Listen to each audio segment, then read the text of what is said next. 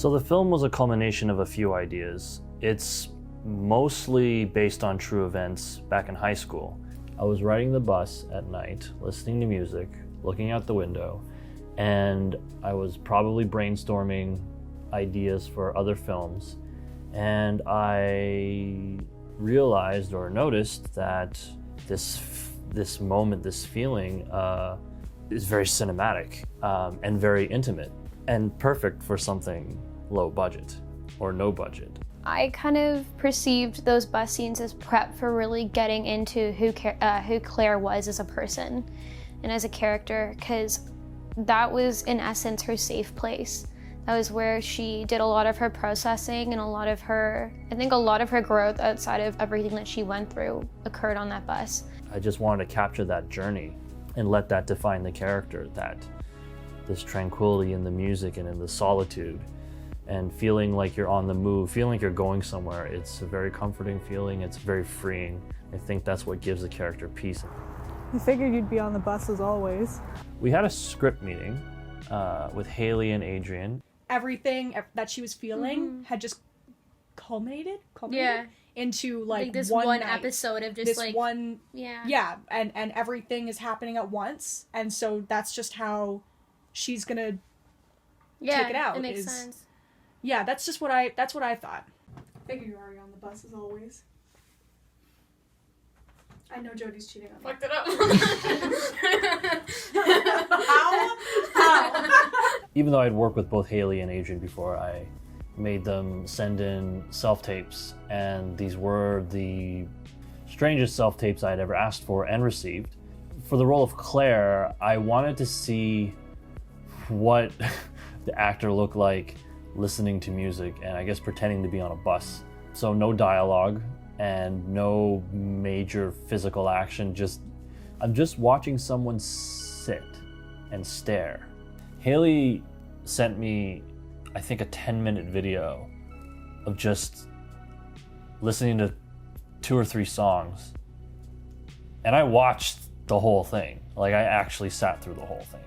Videotaping yourself and acting like you're listening to music, trying to like distance yourself from the world seems like kind of like a really ridiculous thing to do when you're actually acting out the motions. But I feel like everybody kind of, like, I have songs that move me, you know, that make me feel a kind of way, help me kind of protect myself from the world. So kind of falling into that place was a little bit easier after kind of acknowledging that as like a transition point. And Claire and I have very different music tastes, so that was also an interesting thing to adjust to as well. Before we started to shoot for real, we went out and did some character building.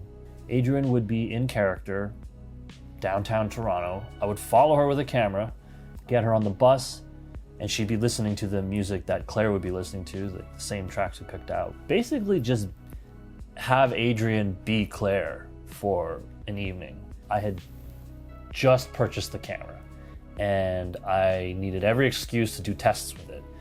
The process of getting those filmed was a lot of fun, actually. It was raining a majority of the time while we were filming. It was raining, which was not great, but also great because visually, you know, you have what I like to call God's wet down.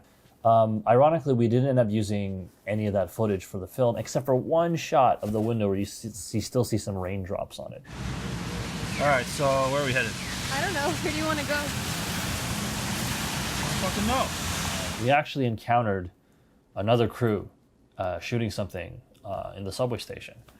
Like most of our shoots, it was very guerrilla. We spent hours on many buses and even streetcars late at night. But also I get to window shop a little bit too. Oh, seriously? Well, I mean, there's some cute stuff. But yeah.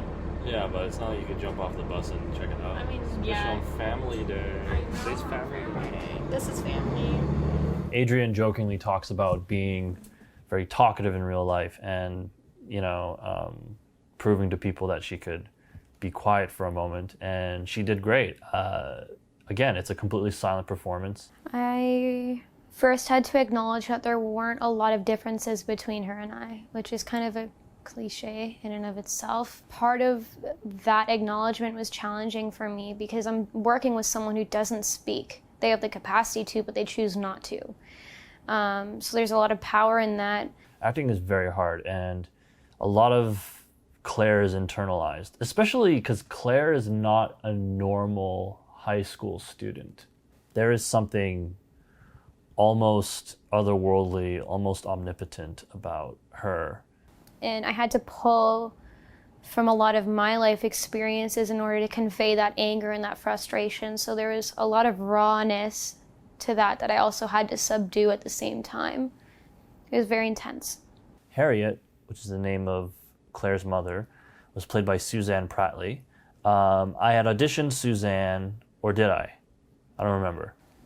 She was very sensitive to my demeanor and things like that, so she was checking with me a lot to make sure that I was all right while we were acting. And I really enjoyed working with her. She was really great. Action. Where the fuck have you been? Oh my god. Are you okay? Yeah.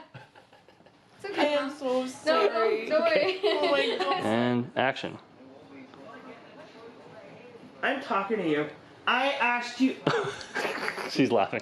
Where do you think you're going? Cut. It's actually genuinely frightening. Sorry. No, it's okay. It's good. It's good. That's good. Just trying to be in the moment. I can tone it down if you want. No, it's great. It's great. It's My working. poor kids, huh? No, it's okay. No, you know what? Here's the secret, you guys. When you do have kids, you be as nice as pie. You be honest love from your heart, and you just be good to them.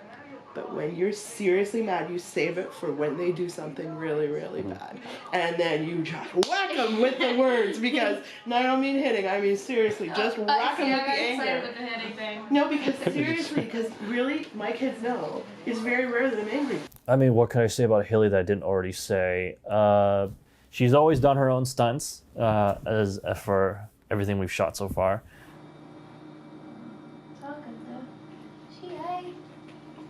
Alright. Haley's really incredible, and I really admire her work. So our friendship and connection kind of outside of filming really came out. Kyle Stewart, you might recognize from many other films I've done. He's usually the lead, and usually the good guy. I thought it would be fun and a perfect opportunity to have him play a bad guy for once. I was like, Kyle, good news is you're finally playing a bad guy.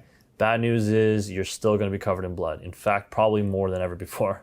I kind of played on the fact that he is someone that I don't know, and just kind of like that anxiety around being around someone that I don't know really helped me up my hostility towards him. So when it came to the fight in the kitchen, even though it's not much of a fight, it's very one-sided. Claire completely demolishes Jody. Kyle is one of the most talented stunt performers in general I've ever known.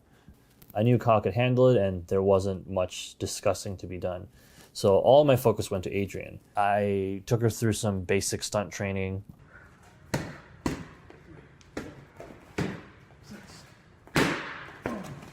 Nice. The idea of not becoming like this defenseless creature and taking that power kind of into your own hands was really interesting, and that was a part of that process, like becoming confident that you can hit a mark properly was really quite special and empowering in its own way. Yeah, I never really thought that I would be involved in a project where I'd need training like that. I never really thought I was actually going to participate in filming in this capacity, so these were all experiences that I welcomed, and they were all experiences that I really enjoyed as well. They tested me in different ways, but they were very interesting, for sure. Very interesting. Keep saying interesting. Yeah, and ADRIENNE was a lot of fun. A lot of the film was just the two of us. ADRIENNE being an excellent collaborator and an excellent performer, and just we had a lot of fun together. It was really felt like we were just hanging out and making the movie at the same time, and really being excited about what we were doing. The ways that people present themselves are not always the ways that they actually are. And there's a lot of vulnerability in unearthing that and being authentic and vulnerable in that position when you're not wearing that mask can lead people to do very dangerous things, but also very healing things. I think just like not taking for granted the faces that other people wear, whether they're in sacrifice of their friends or while they're trying to protect themselves from other people. I think that these are things that we take for granted, and that this film really demonstrates